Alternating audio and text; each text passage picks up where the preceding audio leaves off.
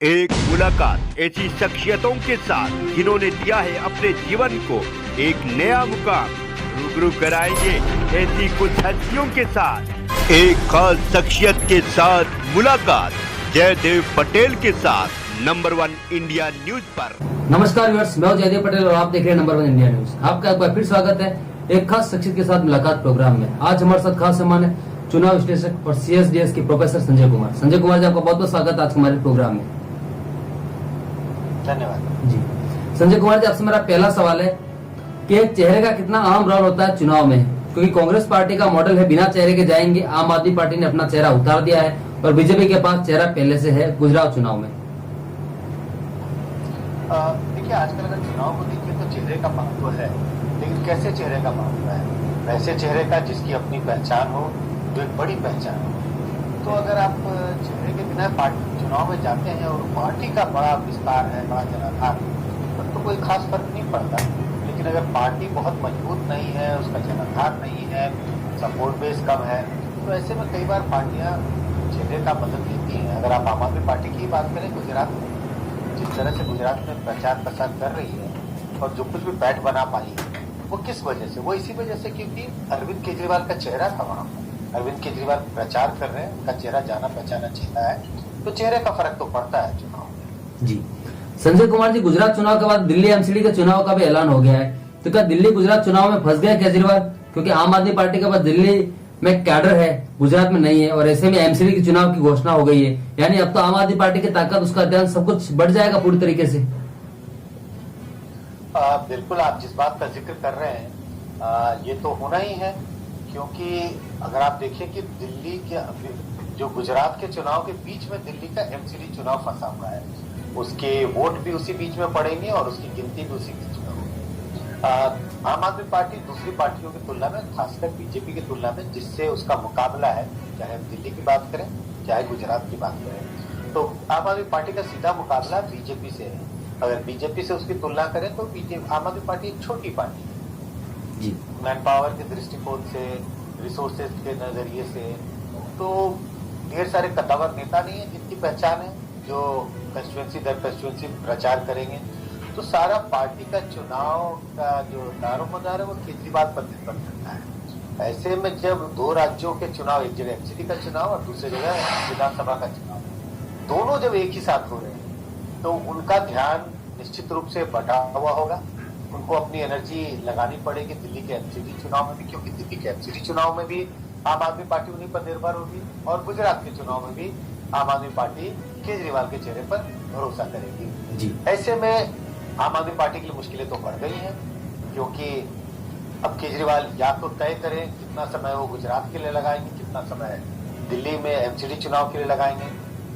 अगर दोनों चुनाव अलग अलग वक्त होते तो उनका पूरा ध्यान दोनों अलग चुनाव में हो सकता था, लेकिन इस बटे हुए ध्यान से पार्टी को कुछ न कुछ तो नुकसान होता हुआ दिखाई पड़ रहा है। जी संजय कुमार जी, बीजेपी देश की नहीं शायद पूरी दुनिया की एक सबसे बड़ी चुनावी मशीनरी है। उससे लड़ना आम आदमी पार्टी के लिए कितना आसान होगा? कैसे मैनेज करेंगे सारे रिसोर्सेज, अपने चेहरे, या ये कहेंगे कितना चैलेंजिंग होगा? आपने कहा कितना आसान होगा, आसान तो कतई नहीं है। ऐसी जगहों पे चुनाव लेना, MCD का चुनाव तो उनके लिए रिलेटिवली थोड़ा ज्यादा आसान होगा, क्योंकि दिल्ली में उनकी पार्टी की अब पकड़ मजबूत है। दिल्ली में वो लगातार 3 चुनाव जीत चुके हैं। अगर हम 2013 के विधानसभा चुनाव की भी चर्चा करें तो उसमें भी सबसे बड़ी पार्टी थी। सबसे बड़ी तो पार्टी बीजेपी सबसे बड़ी पार्टी थी, लेकिन सरकार उन्होंने बनाई थी कांग्रेस के साथ। उसके बाद 2 चुनाव उन्होंने जबरदस्त रूप से जीत हासिल की। तो दिल्ली के MCD चुनाव में तो उनके लिए बीजेपी पर जीत हासिल करना रिलेटिवली आसान है। गुजरात जैसे राज्य में, जहां बीजेपी की पकड़ बड़ी मजबूत है, 27 साल से शासन में है, पार्टी का अपना जनाधार है, और थोड़ा बड़ा जनाधार नहीं, पार्टी तकरीबन 50% वोट है बीजेपी के पास, और कोई ऐसी पार्टी जिसके पास 50% वोट हो उसको हराना तो आसान नहीं है। तो आम आदमी पार्टी के लिए बड़ी मुश्किल है, बहुत चैलेंजिंग होगा गुजरात में बीजेपी का सामना करना। और ऐसी स्थिति में जहां आम आदमी पार्टी जैसी पार्टी 1-2 नेताओं पर निर्भर हो पूरे प्रचार के लिए, वैसे में तो मुश्किलें और बढ़ जाएंगी जी। और मुश्किलें बढ़ जाएंगी ऐसी पार्टी का मुकाबला करना जो दुनिया की सबसे बड़ी पार्टी है, जिसमें नरेंद्र मोदी तो अपने आप में बड़े कद्दावर नेता है, उनके अलावा भी ढेर सारे बड़े नेताओं की लिस्ट है। तमाम उनके स्टार प्रचारक हैं जो अलग अलग राज्यों में चुनाव करते हैं, जिनकी अपनी पहचान है, अपनी छवि है, वोटरों के बीच में उनकी पॉपुलैरिटी है। तो ऐसी स्थिति में तो आम आदमी पार्टी के लिए बीजेपी का मुकाबला करना कोई आसान बात नहीं जी। संजय कुमार जी, क्या सच नहीं है कि कांग्रेस पार्टी का सबसे ज्यादा ध्यान हिमाचल, उसके बाद गुजरात और उसके बाद एमसीडी चुनाव पर होगा, क्योंकि उनको पता है कि दिल्ली एमसीडी में सीधी टक्कर बीजेपी और आम आदमी पार्टी में है?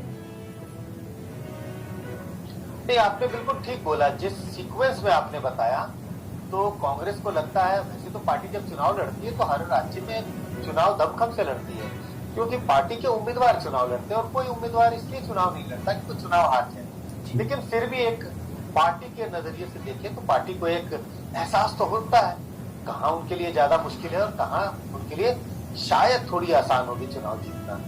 तो अगर हिमाचल को देखें तो कांग्रेस के लिए बेस्ट बेट जो हम कहते हैं, सबसे बड़ी उम्मीद कांग्रेस के लिए कौन से राज्य से या किन चुनाव से होगी?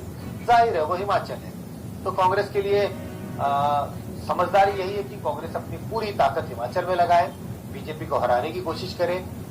इसके बाद अगर गुजरात की बात है तो गुजरात में वो जरूर ताकत झोंकना चाहेगी, क्योंकि गुजरात में कांग्रेस का एक जनाधार रहा है, 41-42% वोट कांग्रेस को मिलता रहा है। तो उन्हें अभी भी उम्मीद है कि अगर, वैसे तो उम्मीद होगी कि वो चुनाव जीते, लेकिन उन्हें इस बात की अभी भी उम्मीद होगी कि चुनाव न भी जीत पाए तो एक बड़ी पार्टी के रूप में उनका दबदबा गुजरात के राजनीति में बना रहे। जहां तक एमसीडी की बात है, एमसीडी में कई सालों से कांग्रेस सत्ता से बाहर है, राज्य की सरकार में भी सत्ता से बाहर है, बिल्कुल हाशिए पे चली गई है दिल्ली की पॉलिटिक्स में। ऐसी स्थिति में कांग्रेस निश्चित रूप से अपनी एनर्जी सबसे कम दिल्ली के एमसीडी चुनाव पे लगाएगी।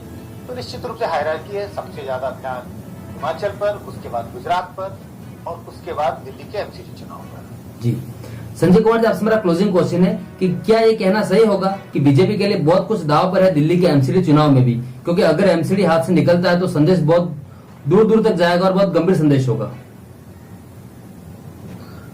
बिल्कुल आप ठीक कह रहे हैं। बीजेपी के लिए दोनों चुनाव जीतना बहुत इंपॉर्टेंट है, चाहे वो दिल्ली का एमसीडी चुनाव हो, कहने को तो लग रहा है एमसीडी चुनाव है, लेकिन कहते हैं सांकेतिक महत्व होते। गुजरात का चुनाव वो जीत जाए, लोगों को लगेगा पार्टी बड़ी मजबूत है, गुजरात में 27 साल से सरकार है, इतनी मजबूत पार्टी है, मोदी वहां से आते हैं, गृह मंत्री अमित शाह उस राज्य से हैं, तो ऐसी स्थिति में तो पार्टी इतनी मजबूत है तो चुनाव जीतना कोई खास बात नहीं है, मतलब कोई बड़ी उपलब्धि नहीं है। लेकिन अगर वो दिल्ली में चुनाव नहीं जीत पाते एमसीडी का, तो ये एक नैरेटिव बनेगा कि आम आदमी पार्टी इतनी मजबूत हो गई है जिस राज्य में वो सरकार बना रही है, और वो दिल्ली एक स्पष्ट उदाहरण होगा कि बीजेपी के लिए उसको भेद पाना, उनके दुर्ग को भेद पाना आसान है। इसी के लिए बीजेपी के लिए जरूरी है इस नैरेटिव को बदलना कि वो आम आदमी पार्टी को हरा सकते।